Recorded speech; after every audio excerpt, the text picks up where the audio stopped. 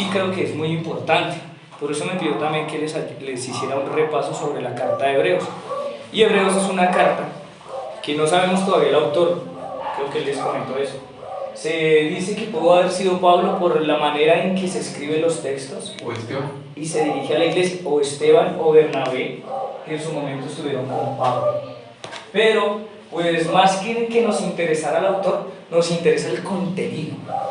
Y el contenido de esta carta me gusta mucho, porque es una carta que es para gente madura, es alimento sólido.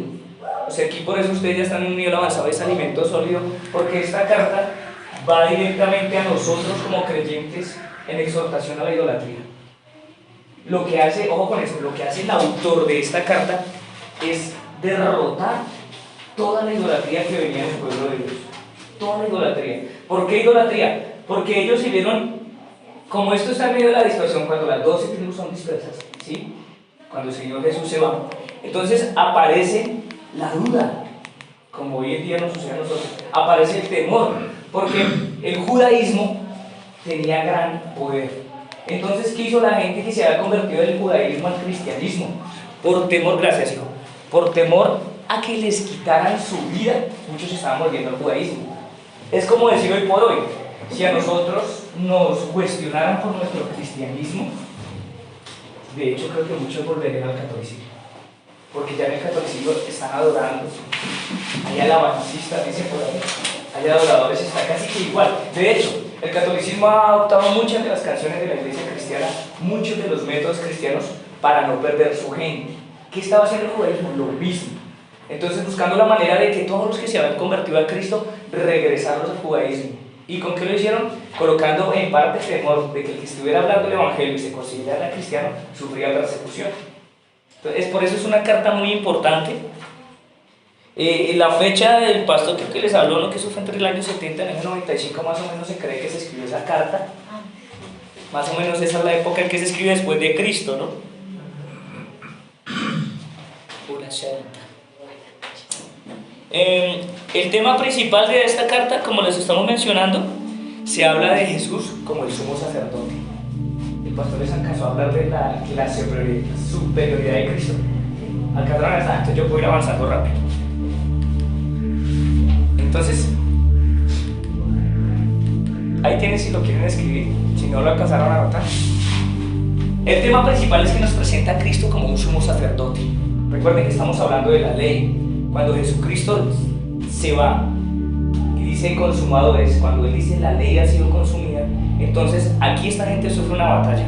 O soy de la ley o me quedo con Cristo que ya no está. Entonces empiezan a vivir por fe. Anteriormente por la ley ellos adoraban la Torá. Ellos adoraban sus rituales, sus ceremonias para ellos eran especiales. Entonces por eso este pueblo sufre una consecuencia y es que empieza a enfrentarse, a idolatrar lo que hacían antes, porque Jesús ya no estaba. Es como cuando ustedes y yo le fallamos al Señor. Generalmente cuando nosotros le fallamos al Señor y no tenemos una convicción de Cristo, ¿qué hacemos? Volver atrás, volver a nuestras andanzas, volver a nuestro antiguo modo. No me la mueva, hijo, llevamos 3 horas fuera. Generalmente suele pasar. Entonces me gusta la carta, ¿por qué? Porque va dirigida a personas como usted y como yo, que si nosotros llegásemos a sufrir persecución, creo que haríamos lo mismo que estaban haciendo los hebreos en su momento, por lo que relata la carta a los hebreos: volver atrás, volver a su pasado, volver a sus raíces espirituales, porque el pueblo no vuelve a pecar, lo que ellos vuelven es a idolatrar, todo lo idolatraban. Entonces se vuelven a la Torá, se vuelven a sus ceremonias, se vuelven al sacerdocio, que era lo principal. Ellos ya no se ven como sacerdotes, sino que tenían que volver al sacerdocio de Melquisedec, volver al sacerdocio de Aarón. Ese era el esquema. Pero una vez aparece Jesús, rompe con las palabras de que ya nosotros somos reyes y sacerdotes, y eso no les cabía en la cabeza. Difícil de entenderlo, de creerlo, como hoy en día no sucede. Tú eres un rey. Sí, uno dice, ¿pero de qué? ¿Sí o no? Nos cuestionamos, pero rey, eso pesa. Pero si nosotros tomamos nuestra posición y nuestra autoridad, como lo enseña la palabra, entonces nosotros ya sabemos que no dependemos raíces anteriores a ir a pedirle perdón de pecados a un hombre. ¿Qué hace la iglesia católica? Que se confiesen los pecados para un hombre. Pregunto yo, si usted me confiesa sus pecados, yo no puedo hacer nada. La Biblia dice que al que le perdonásemos sus ofensas. Y cuando ellos vienen la gente viene a nosotros a acudir por perdón de pecado, le dice que nosotros oremos por el pecado para que él se arrepienta y Dios lo perdone. Entonces vendrá el Señor y lo perdonará. ¿Listo? Entonces, ese es un tema fundamental y creo que es el principal, el que trata el libro de Hebreos, es ese sacerdocio de Cristo. Y también la superioridad, que creo que lo vieron en la clase pasada. Los que no vieron, pues de una vez aprovechen y se adelantan. Les estoy haciendo ahí un resumen. La superioridad que ya no, la religión del Antiguo Testamento ya no tenía poder. Ya pasamos a tener una comunión directa con el Espíritu, ¿sí? Y es importante aquí ver que Jesucristo es marcado como superior a qué. ¿Qué vieron ustedes? Al mismo Abraham, los patriarcas, a los pactos, a las ceremonias, a los mismos ángeles, al mismo Josué, al mismo Moisés, ¿cierto? Superior al sacerdocio de Melquisedec, ¿sí? Porque acuérdense que Abraham aún se rindió a Melquisedec mostrándolo. Entonces aquí nos muestra Cristo, este libro nos muestra que todo el Antiguo Testamento fue consumido, la ley, que fue consumido los rituales, que fue consumido la manera en que vivía el hombre a través de Jesucristo. Y entra Él a ser el único y principal. ¿Listo? Igual si la necesitan yo se los voy a compartir. ¿Qué más hace este libro? Básicamente este libro nos exhorta a todo cristiano a que se anime. Ustedes y yo que estamos ahorita en un proceso ya más avanzado, ¿qué hace usted con una persona nueva o qué hacen ustedes con sus seres amados o con ustedes mismos cuando no quiero nada con Dios o cuando estoy bajo de nota? Me toca animarme, porque muchas veces no va a haber una voz de aliento que te diga sigue, avanza. Y esa es la madurez que estamos esperando en el pueblo de Dios. Nosotros como hijos de Dios es que ustedes no dependan de que venga. Claro, tenemos que congregarnos, pero ustedes no pueden depender de la voz de un pastor, que un pastor me llame, que un líder me llame para poderme afianzar a la fe. Es más, ni siquiera tal vez no espere el día de su cumpleaños para que tal vez nadie se vaya a acordar de usted. Y no por eso quiere decir que no están con nosotros o que Dios no está con nosotros, porque en esto pasa, por eso el ánimo. Entonces no me llamaron, estoy triste, la iglesia no se acordó de mí, mis amigos no se acordaron de mí. No, es que tú eres ya una persona madura y al que mucho se le da, mucho se le demanda, ¿sí? Entonces ya a nosotros se nos pide madurez. Es como cuando uno entra de nuevo a una universidad, su primer semestre, todos le dicen a uno llegó el nuevocito, ¿sí? Llegó el inexperto, y pues uno que llega a aprender qué están haciendo los de tercero y cuarto, cómo se comportan. Pero ya cuando uno está en tercero y cuarto ya sabe que no se pueden hacer esas primiparadas, ¿sí? De uno, el tontico, el que me hago aquí en grupo, no, ya uno como que se despeja. Venga, yo me puedo hasta relacionar con los de hasta de décimo, ya los que van terminando. ¿Por qué no? Porque se rompe ese. Entonces uno siempre que llega nuevo a algún lado, eso es notable, eso es notable. Ustedes como cristianos cuando llegan a algún lado tienen que ser notable. Acuérdense, como les digo en el evangelismo, no porque hablen de Jesús, sino porque su vida sea diferente. Su vida tiene que hablar por sí sola. Entonces lo que buscamos en este libro, o busca el autor de este libro, es animar a que no estén en las cosas pasajeras, sino que vean la cosa más hacia lo eterno, nada superficial, sino las cosas más reales con el Señor, y entender lo que Jesucristo hizo por nosotros, lo que ha hecho y lo que va a hacer. Porque recuerden que nosotros tenemos, todavía nos espera algo, y es unas bodas, van a haber unas coronas. Entonces este libro nos relata eso.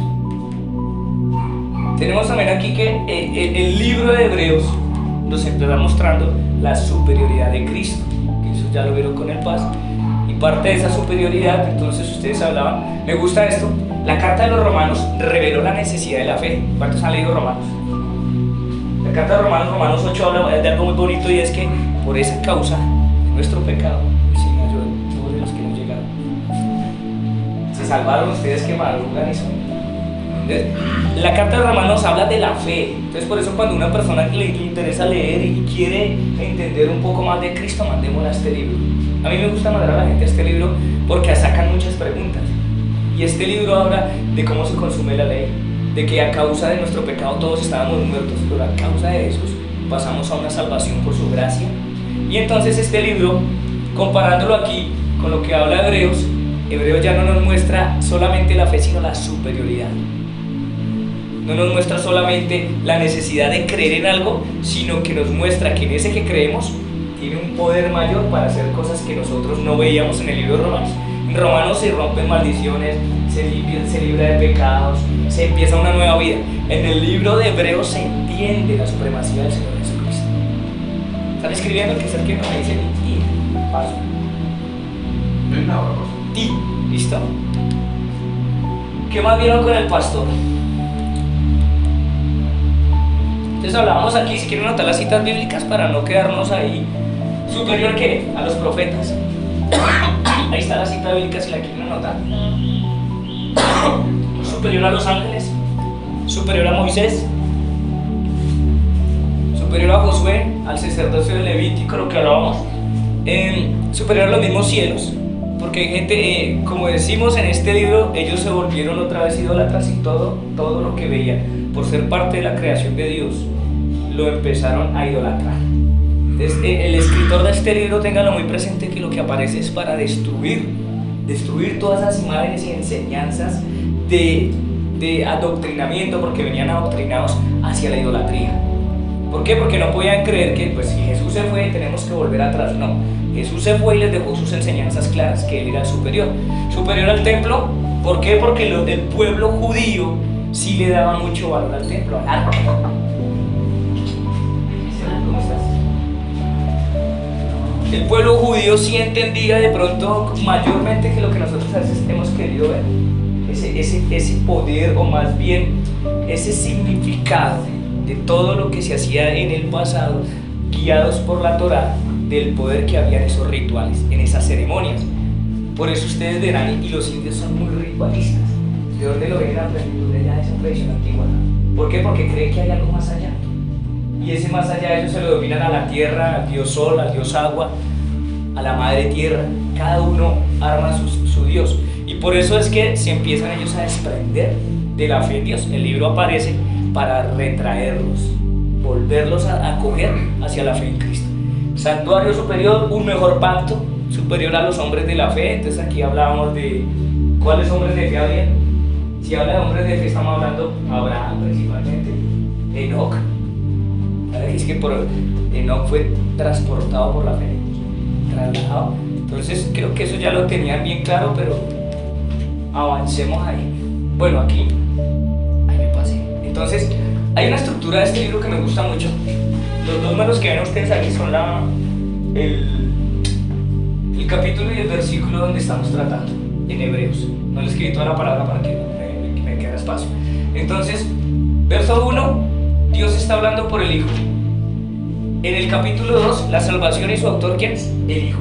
Entonces, aquí el libro de Hebreos aclara que todo es por el Hijo. ¿Por qué lo tienen que aclarar?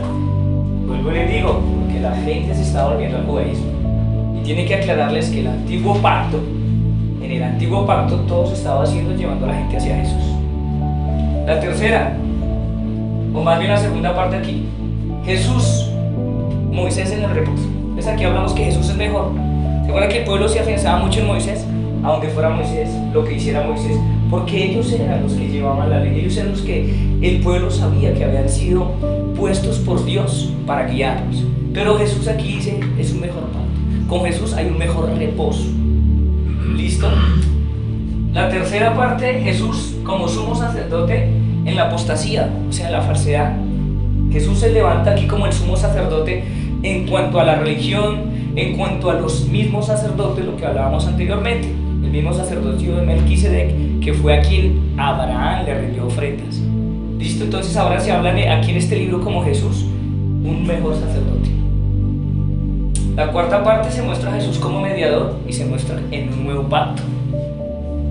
Un mejor pacto, porque recuerden que desde el principio ya había un pacto, ¿no?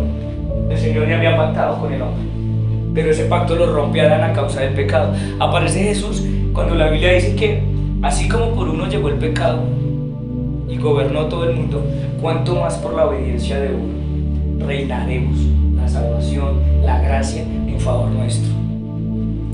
Lo quinto, libertad de pecado, libertad de fe. La gente no tenía libertad de fe. ¿Por qué? Porque era lo que se les impusiera, lo que ellos vieran.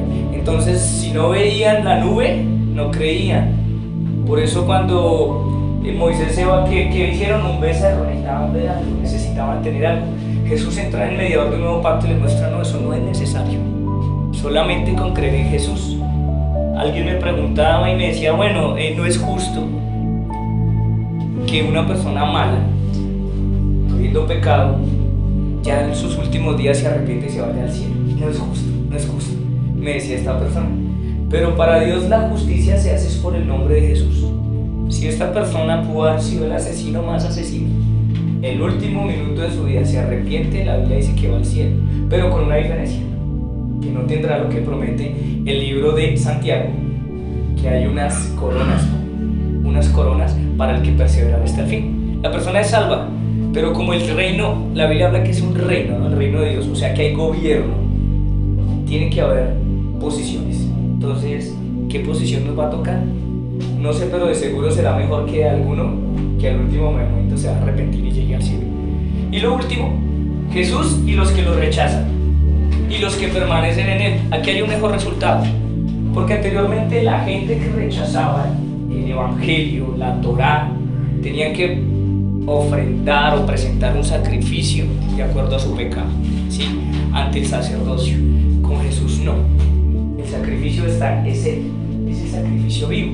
Ahora lo importante aquí es creer que tenemos un mejor resultado si llegamos a Jesús, no dependiendo de un sacrificio. Si fuera así, creo que ahorita no tendríamos ni aves, ni becerros, ni nada, todo para allá. Se vive un mejor pacto en Jesús de acuerdo al libro de Hebreos. Me avisan cuando acaben de copiar. Esto es más para conocimiento del examen. Ay, ya lo pido. Gracias a usted. ¿A usted sabe cómo son los exámenes del pastor? Pero no, el mío es fácil porque me dejó todo. Me delegó todo, dijo, hágale. Me avisan cuando pueda avanzar. ¿Qué más veo yo por aquí que les quisiera tratar de este libro? Hablamos que esta epístola sí tiene un alimento sólido. Por eso cuando la gente llega acá empieza a confrontarse y es un poco, se necesita ya un poquito de madurez espiritual para entender el libro, porque pareciera que fuera como el Antiguo Testamento. Hay muchas cosas que esto que se necesita haber conocido ya, tener un conocimiento del Evangelio, de los 4 Evangelios del libro de Hechos, de saber de dónde nace el Evangelio de Jesús para poder entender muchas cosas acá, ¿sí? Entonces aquí ya hablamos de esto. Dice aquí,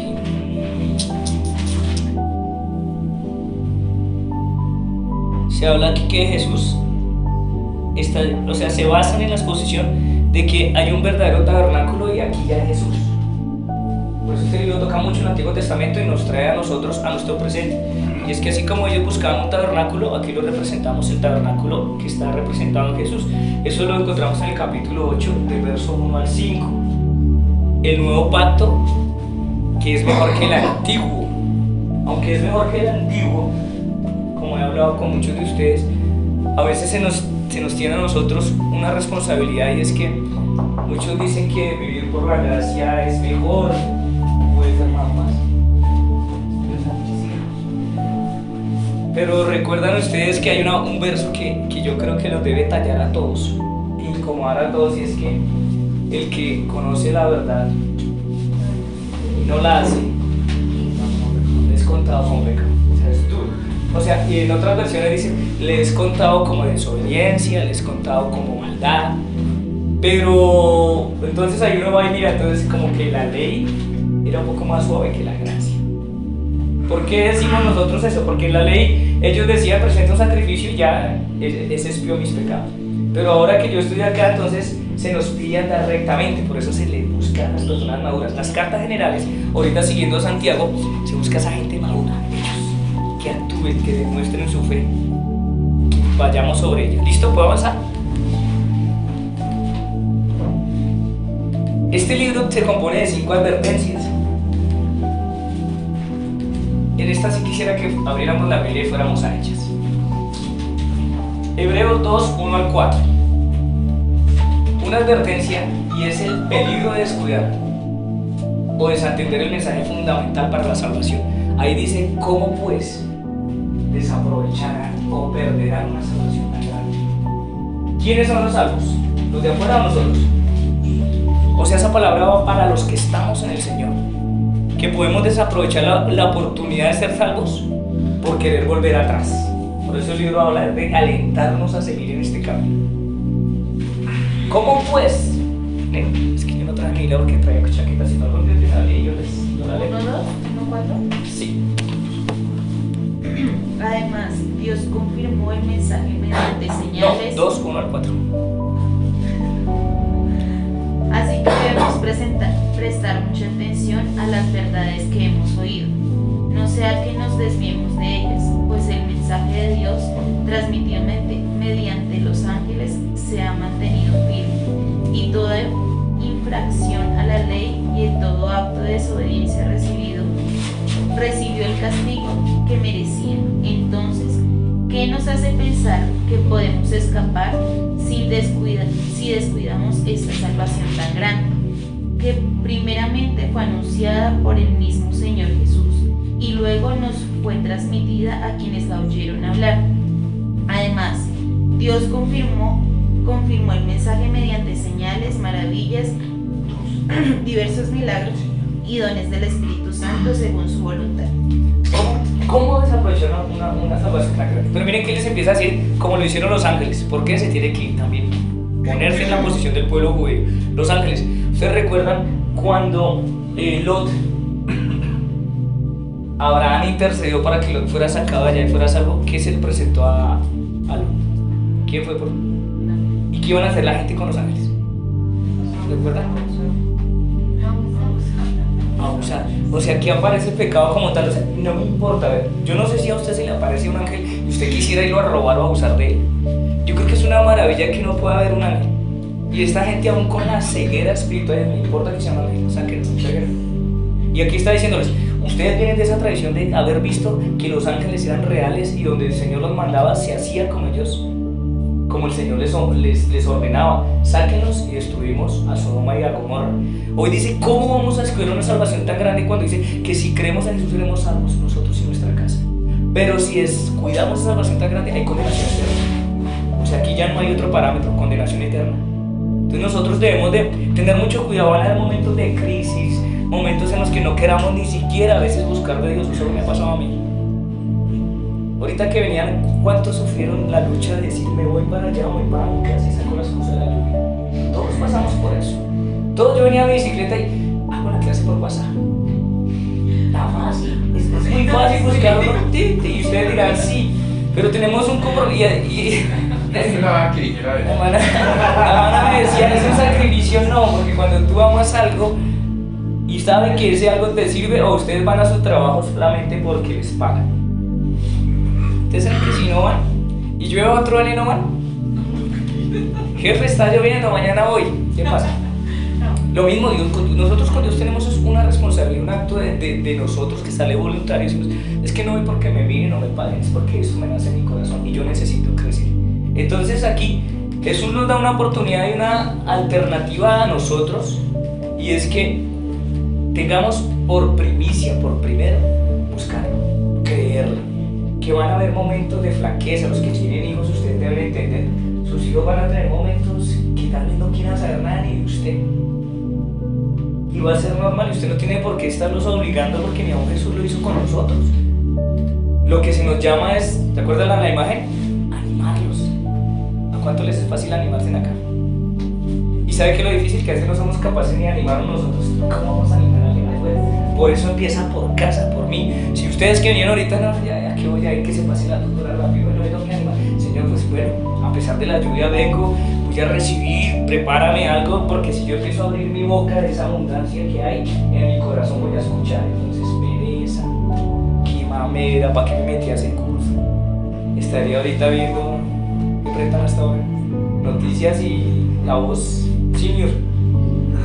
¿Qué? Se perdieron un capítulo. Hablando millonarios. Más triste. Ahí deja uno peor que no. No, mentira. Qué bonito es el fútbol, pero por allá el europeo. Hebreos 4:1 dice: hay una advertencia contra la incredulidad. ¿Recuerdan cuando Jesús se presenta en los evangelios? Se le presenta a los discípulos y les dice: ¿por qué dudan? Pero social no tengo la cita ahorita, pero se me viene a la cabeza, y es lo bonito que hace Jesús, y les dice, después de que le dice incrédulos, les dice vayan. Creo que eso debe estar antes de Mateo 28:18. Si no estoy mal es ahí, o la de Lucas 16:15, que Él les dice, viendo la incredulidad, Dios les dice, vayan, prediquen el Evangelio, y a todo el que creyere y fuere bautizado, ese será salvo. Está hablando con unos incrédulos y les da autoridad. Mire cómo es el Señor de bueno, que dice, conozco su posición natural, y yo sé que usted va a dudar en el camino, yo sé que ustedes algún día se van a equivocar, pero no me importa, sepan que les dé autoridad para que vayan y hagan discípulos, para que vayan y bauticen. Entonces aquí se nos quita un esquema que se nos forma a nosotros en la religión, y es que a veces nosotros fallamos y nadie sabe que fallamos, pero yo tengo que animarme a través de la palabra de Dios y decir, sí, yo fallé, pero es que esto no se mueve por mí, el don y la gracia provienen del Señor. ¿Cuál es su parte? Arrepiéntase y apártese de su mal camino y siga.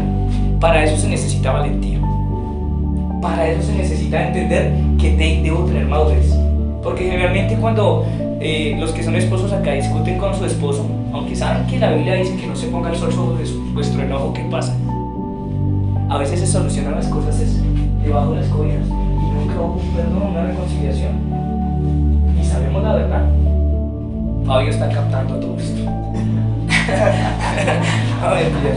Pero a veces pasa y creemos que es más importante pedir perdón al de afuera que al de adentro. Equivocados estamos.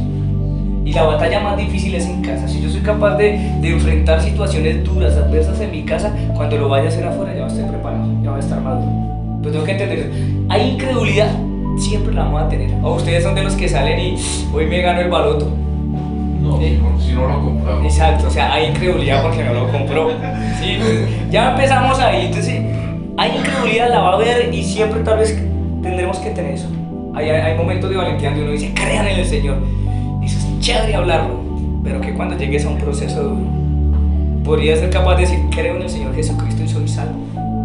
Ahí empiezo a ver la madurez del Evangelio, cuando yo lo confieso, porque es que dárselo a otros fácil. Cuando yo lo confieso, cuando yo lo vivo. Exacto. Hijo, dile ahí a tu madre.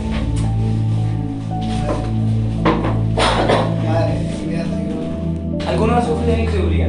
Si en este momento el Señor se les apareciera a ustedes, tendrían que decir de nosotros incrédulos.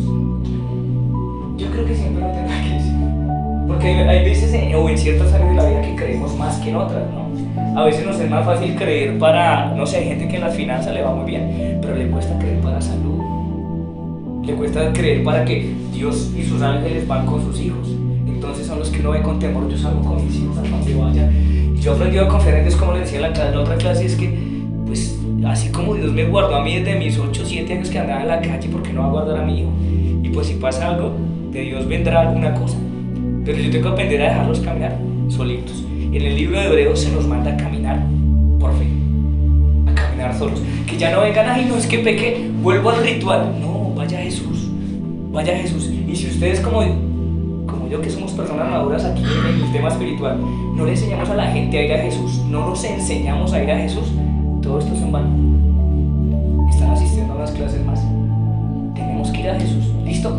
El tercero, Hebreos 5:11. Ay, no la leímos, la leemos, Hebreos 4:1, ¿qué la tienes ahí? 4:1. Sí. Es la segunda, la que hicimos una advertencia contra la incredulidad. Dice, temamos pues, no sea que permaneciendo aún la promesa de entrar en su reposo, alguno de vosotros parezca no haberla alcanzado. Incredulidad. Podemos tener nosotros un conocimiento en Dios, pero si nosotros no podemos creer, ahí es donde va lo que decía Timoteo: ten cuidado de ti mismo y la doctrina. Examinarnos, tenemos que examinarnos.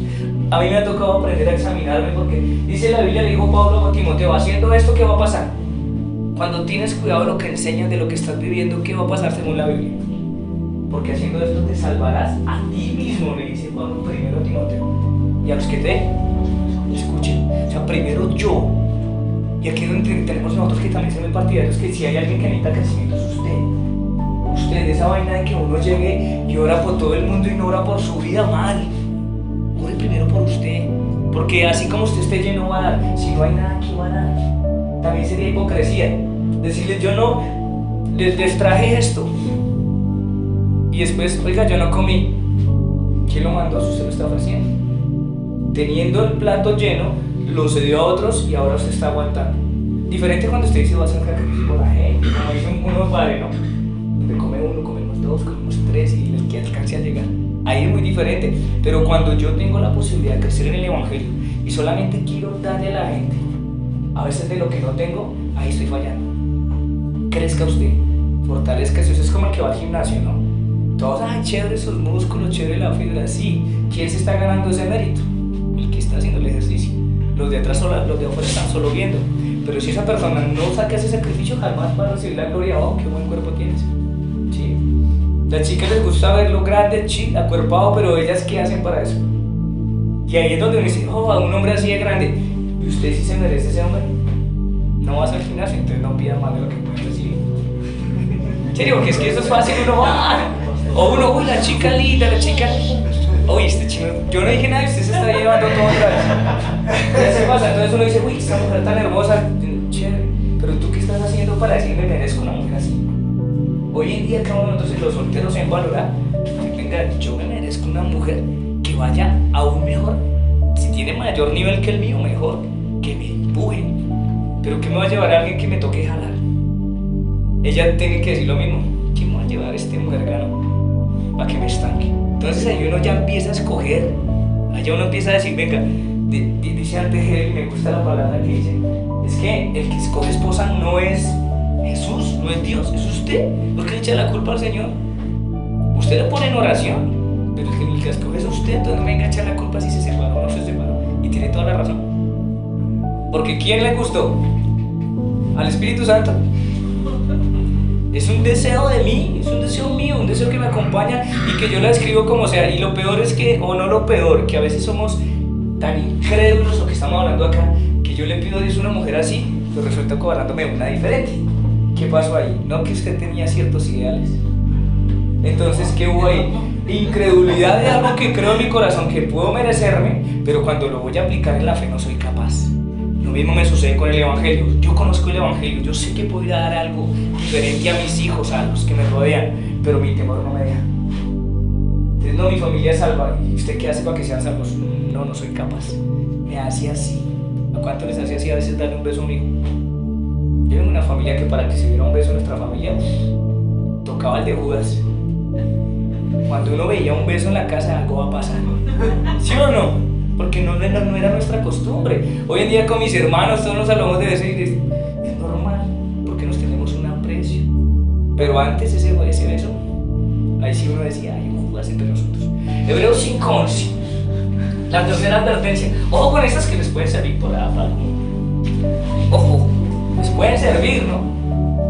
Entonces se la recuerdo. La primera, el peligro, pueda que no la escriban así, pero por lo menos que se lleven la idea. El peligro de desatender el mensaje fundamental de Cristo. El peligro de perder la salvación. Si ustedes dicen, ¿puedo perder la salvación? Ahí está. Que la tenga clara. Podemos perder la salvación si nos descuidamos. La segunda, nuestra incredulidad. La incredulidad que siempre va a estar. Tercera, el peligro de la falta de madurez. Si es que ya estamos en un nivel.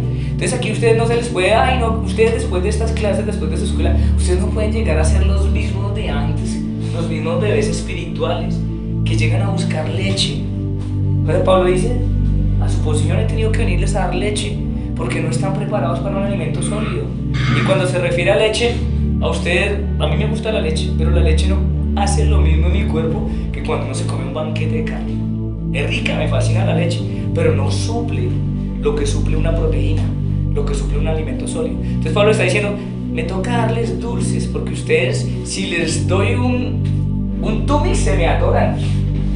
Solo que chupen porque no saben mascar, pasan entero. Necesitamos ser sólidos, tener en cuenta que no es la edad la que hace la madurez en la persona. Yo me he encontrado con chicos más maduros a veces que gente adulta. ¿Y no sé por qué? Porque son pelados que se meten en algo y lo escudriñan, lo hacen parte de su vida. Y si ese chino tiene muchos fundamentos porque lo hizo parte de su vida, tenemos que ser parte de nuestra vida de evangelio. Y no se te refiere a hable y hable de Cristo, se refiere a que cuando usted hable tenga argumentos de toda situación que usted le pase, por lo menos haya un versículo donde usted se refugie para enfrentar su vida. Si no, usted está perdiendo el tiempo en el evangelio. Me quiero casar. ¿Qué dice la Biblia sobre eso? ¿Sí? estoy viviendo una enfermedad. ¿Qué argumento tiene usted para enfrentar esa enfermedad? No con sus fuerzas, sino como se lo enseña el Señor. Por eso hay miles de promesas. Entonces es cuando yo noto la diferencia, que ya no vivo yo, sino que vive Él. Ahí yo puedo decir, ¿por qué? Porque la palabra está en mí. Y la Biblia, cuando Jesús llega le dice a Pedro, ¿me amas? Pedro sabía que Jesús lo amaba, pero ahora al contrario, usted me ama. Y Pedro, el Señor, tú sabes que te amo. Si le hizo la pregunta no era porque no supiera que lo amaba, era que necesitaba saber con qué contaba. ¿Alguna vez ustedes le han preguntado a su esposa me ama? ¿Alguno? Pues ya dime allá, yo le preguntaba a mi esposa me ama, era porque yo estaba inseguro de que realmente me amaba. Yo sabía que supuestamente estábamos en amor, pero la pregunta surgía ¿por qué? Porque había esto, incredulidad.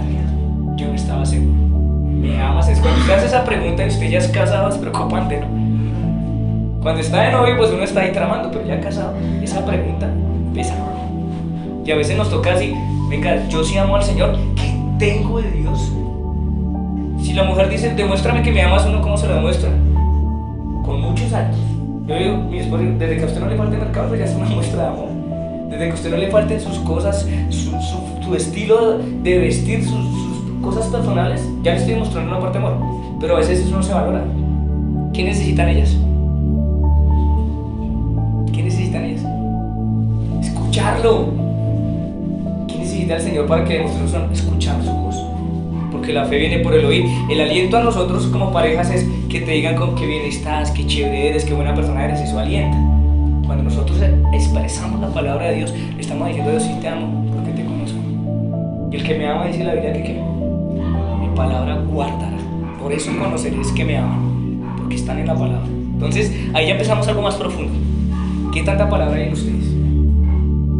Entonces aquí hace me gusta porque casi que este grupo está conmigo en evangelismo. Esto es sorprendente para esa clase. Allá la estoy dando práctica, aquí les estoy dando la parte de cimiento de la madurez. Están bien enlazadas las clases. Ya ustedes verán, no, pero es que acá no me dan versos, es que acá ustedes los están dando toda la madurez que necesitan para ir a actuar en esa clase. Porque esa clase yo creo que no necesitan ustedes mucho argumento para ir a enseñar. Este argumento es lo que ustedes tienen que ir a mostrar allá. Entonces, si yo amo, demuestro con mis palabras. Entonces, aquí estamos hablando de la madurez, ya lo leímos en Hebreos 5:11. Acerca de esto tenemos mucho que decir y difícil de explicar, por cuanto habéis hecho tardos para oír. Tenemos mucho que decir. O sea, aquí ya no se ve la fe por que me entiendan, que me comprendan. Usted tiene que hablarla. Tengo mucho que decir, pero si no lo sé decir, también contamino. Yo me he buscado muchos problemas en mi familia por no saber hablar y hablar en el momento que no sé hablar. ¿Me vuelve a pasar? Y tengo que decir, ¿por qué abrir la boca y irse a algo? Yo me hubiera quedado callado y voy y leo un verso que hay un proverbio, la verdad lo había leído, no tenía ni presente, pero dice, aun cuando el necio calla, pasa por sabio. Y nosotros somos los sabios y abrimos esa boca y la amarramos.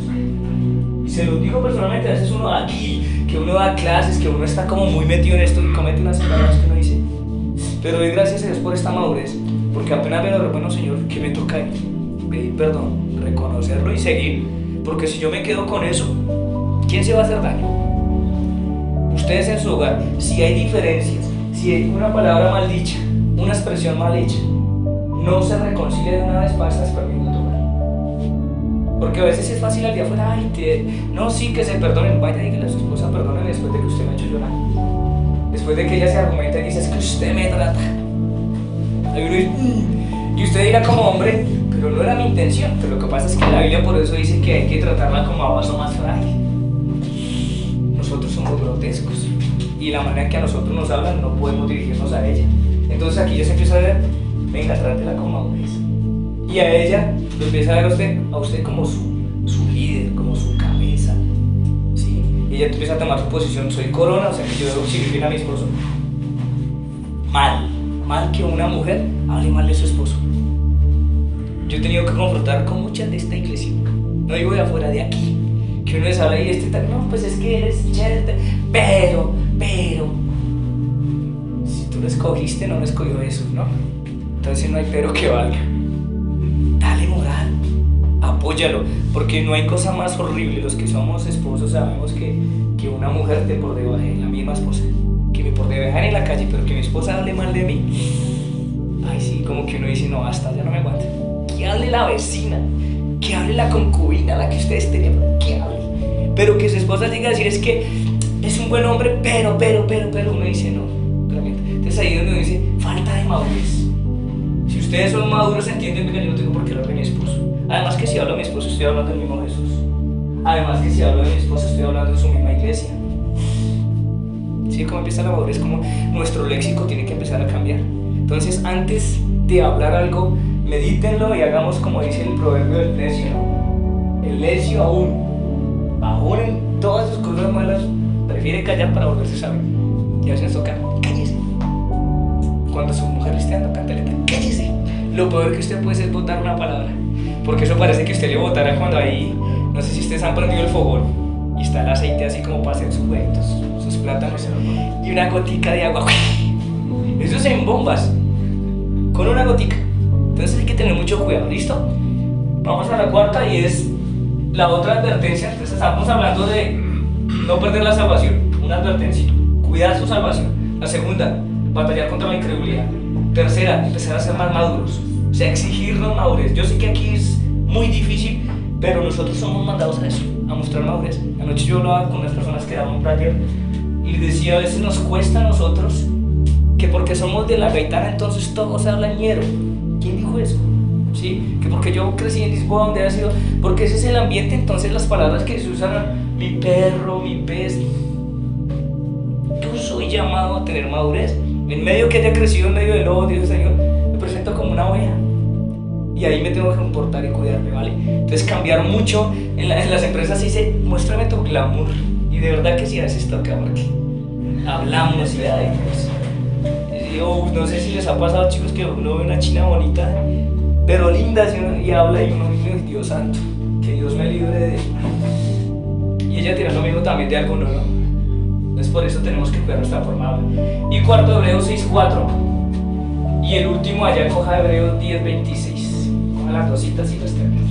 Entonces la cuarta advertencia, aquí el Señor nos está dando una advertencia, es que los privilegios que nosotros tenemos, simplemente el hecho de estar en ese pacto, al alejarnos, todo lo que podemos perder.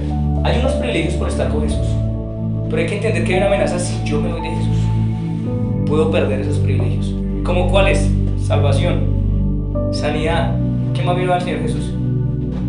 Dice la Biblia que para eso apareció Jesús. Deshacer las obras del diablo, libertad. ¿A qué más vino Jesús?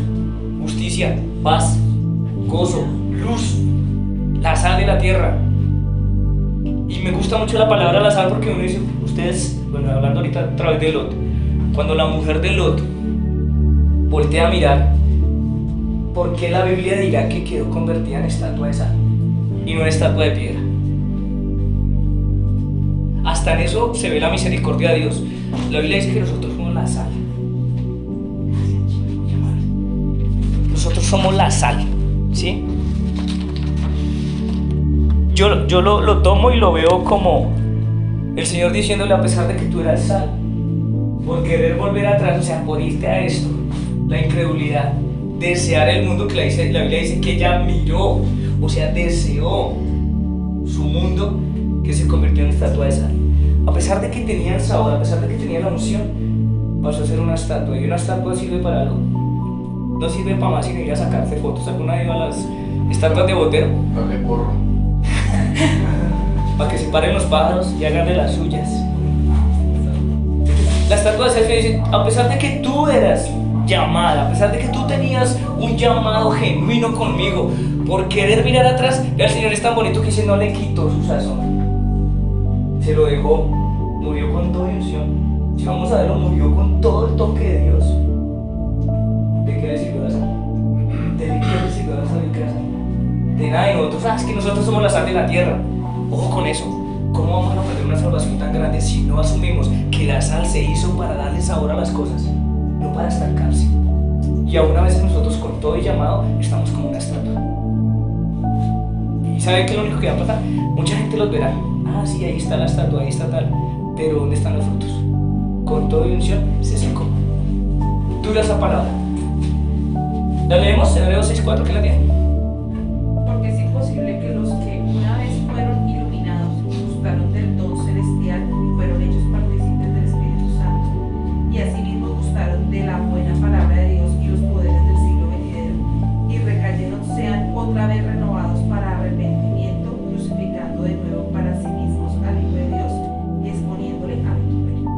Mira que es imposible. O sea, aquí nos está dando una vez que después de que estemos llenos de Dios, si nosotros tomamos la decisión voluntaria de respaldar a Dios, aquí es imposible que volvamos. Porque también hay una palabra que dice que cuando nosotros pecamos voluntariamente, pisoteamos la sangre de Cristo. Nosotros pisoteamos el sacrificio de Jesús. Ahora dice, ya no habrá paga por tus pecados, sino que llevaremos nosotros la consecuencia.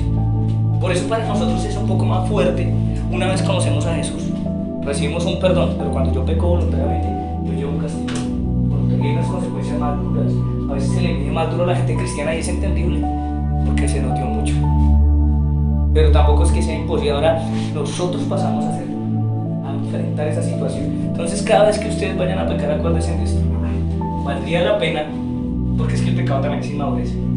Valdría la pena que ustedes llevan un proceso de escuela que iban a durar 3 años, otros 3 y medio, otros 4, otros la alargaron a 5, otros llevamos la eternidad aquí en la escuela.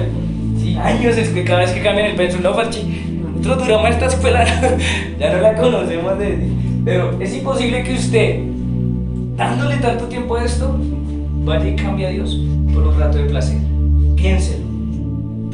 El caso, el ataque sexual, por un acto sexual que no va a durar más de 10-15 minutos, y de seguro que una vez el hombre está comprometido y cae en fornicación, en adulterio, no es feliz. Aún así, acabando de pecar, la felicidad no está, porque llega a saber que el Espíritu Santo se entristece. ¿Y quién está con usted? ¿Quién está sobre usted? De alguna vez uno queda triste de que hice, que fallé.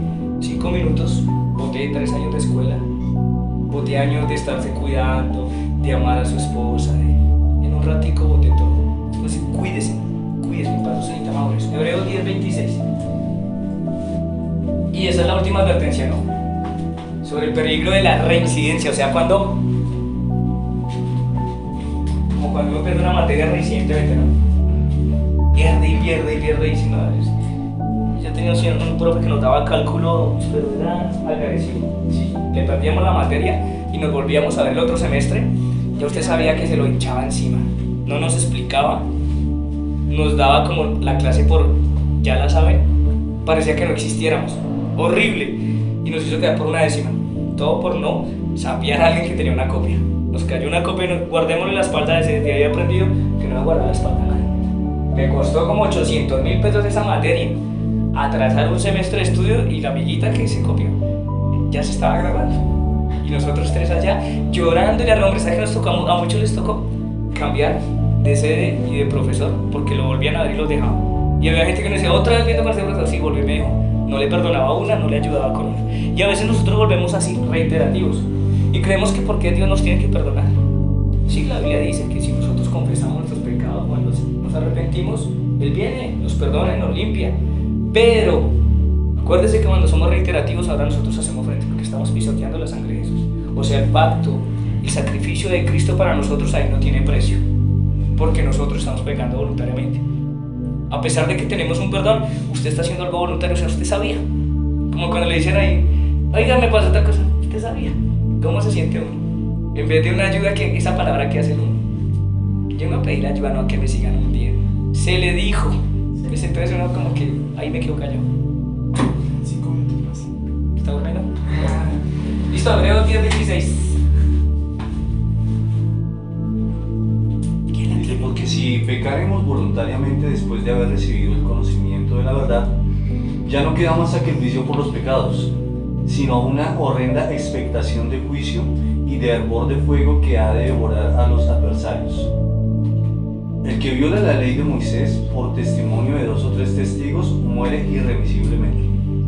¿Cuánto mayor castigo pensáis que merecerá el que pisoteare al Hijo de Dios y tuviere por inmunda la sangre del pacto en la cual fue santificado e hiciere afrenta al Espíritu de gracia? Pues conocemos al que dijo, mía es la venganza, yo daré el pago, dice el Señor. Y otra vez, el Señor juzgará a su pueblo. Horrenda cosa es caer en mano del Dios vivo. Tremendo, ¿no? Aquí no me les estoy inventando nada. Cuando yo vi esa palabra, yo empecé a coger miedo al pecado. Hoy cuando mucha gente, no, vamos, se toma una, vamos a... No, es que yo ya no le rindo cuentas a esa persona. Vamos, si es infiel, cuando Satanás está aquí en la cabeza, no, es que no le estoy siendo fiel a mi esposa. estoy siendo infiel a Dios que todo lo ve, y la Biblia dice que hay una multitud de testigos. Y así la gente no te vea, muchos dirán, esa fue mi victoria, la saqué del estadio. No, se sacó el reino de Dios. Pues aquí ya por eso esta carta habla de madurez. Cada vez que usted va a pecar, cada vez que usted va a hacer algo, recuerde esto: valdría la pena perder una salvación tan grande por un rato de placer. ¿Quién le dice a usted que en medio de ese acto sexual o en medio del pecado que usted vaya a cometer no sea el rapto de la iglesia?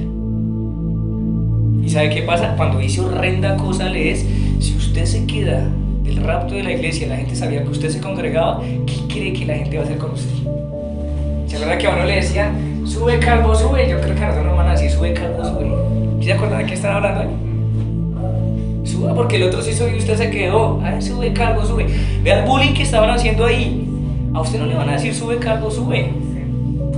A ver, ¿dónde está el Dios que tanto me hablaba? ¿Dónde está tu tiempo en la iglesia? ¿Dónde está su escuela de formación? Usted es un mentiroso, como que usted estaba peor. Su esposa sí se fue, o sea que ella era la santa y usted era el que ganaba ahí. Y mire cómo es la realidad ahora, vamos a ver caras reales.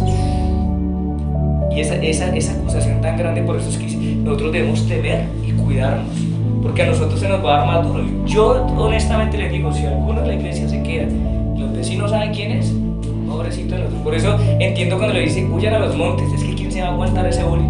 Que usted vaya entrando y la vecina en la ventana, llegó el pecador. ¿Ustedes creen que no va a pasar así? Póngase nomás en la escena cuando el borracho ese ahí está, así será la gente por la ventana. Allá está ese, es que el cristiano era el hermano del pastor y qué porquería. Mire todo lo que espera. Entonces por eso debemos cuidar una salvación tan grande. A veces eso suena ridículo, pero si uno lo aprende a ver con madurez, lo voy a pensar 2 veces antes de pecar. Lo voy a pensar. Que mucha gente dice, no, es que su pacto al casarse era que usted no le iba a fallar a su esposa. Sí, ese fue un pacto, pero más que a mi esposa, tengo un pacto con Dios. Porque tu esposa, tu esposo puede fallar. ¿Con quién es tu pacto? Entonces cuando yo entiendo que el ser humano está expuesto, todavía está en una carnecita, en un cuerpito que tiene carnecita, huesitos, que todavía se duele, entonces yo tengo que estar entendido que en cualquier momento esa persona me puede fallar. ¿Alguno compra el amor de alguien? ¿Alguno podrá decir, conozco bien a mi esposa, a mi esposo? ¿A su papá, a su mamá? De hecho hay hijos que conocen más a los tíos que a los mismos padres. ¿Sí o no? ¿Cómo estamos nosotros en el listado? Bien. Vamos a hablar de la segunda carta general, que es Santiago. Estamos hablando que Santiago fue el hermano de Jesús. ¿Saben cómo murió Santiago? Porque estaba vivo. No, Santiago murió apedreado. Algo así